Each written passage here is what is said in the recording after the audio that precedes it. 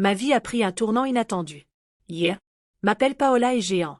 Je suis mère célibataire depuis longtemps. J'élève seul mon fils.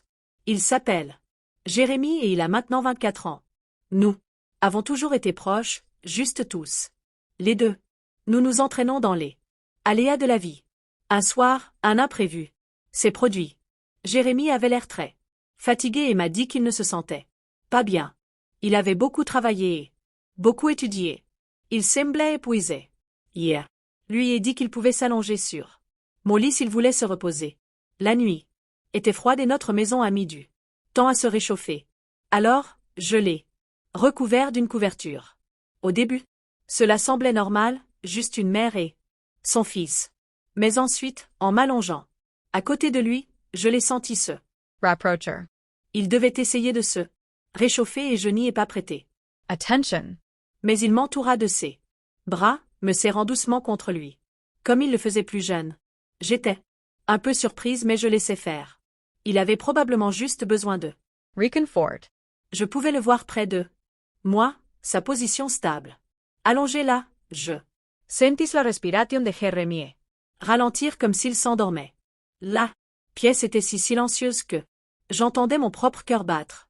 C'était étrange mais aussi apaisant. Yeah. Ne bougeait pas, ne voulant pas le déranger, et je me disais que c'était juste une mère qui réconfortait son fils.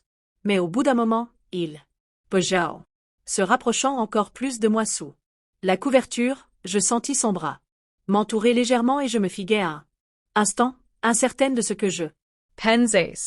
Une partie de moi voulait dire quelque chose loin de moi, mais une autre partie restait immobile.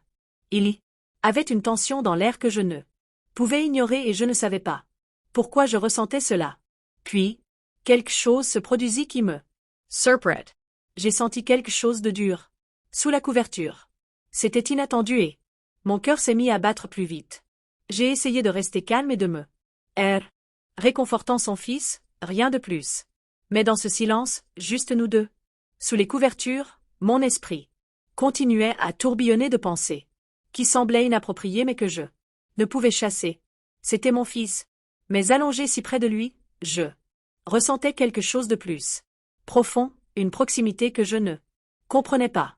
J'éprouvais un mélange de confusion et de chaleur, une sensation inattendue qui me laissait immobilizer. Jérémy ne semblait pas remarquer ma confusion. Il resta simplement à côté d'eux.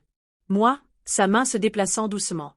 Réconfortante, comme si c'était la chose la plus naturelle au monde.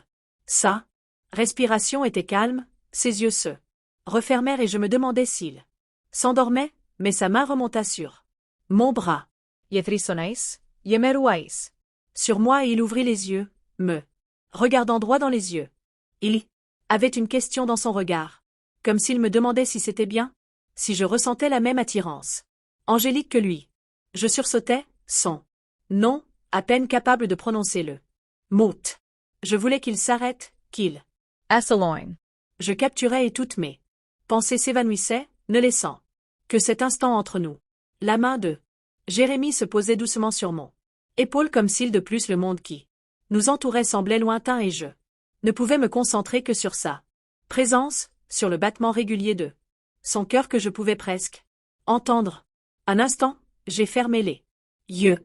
Essayant de me calmer, je me suis dit de reculer, de briser ce qui était si lourd. Mais puis j'ai repoussé sa main, repoussant doucement une mèche de cheveux de mon visage. C'était un geste simple, un geste simple. Et pourtant, il me faisait mal au cœur d'une manière que je ne comprenais pas. J'ai ouvert les yeux et il était là, me regardant avec tant de douceur, tant de confiance. Son visage était si proche que je pouvais voir chaque petit détail. La minuscule. La douce courbe du sien, la façon dont son regard scrutait le mien. Il y avait une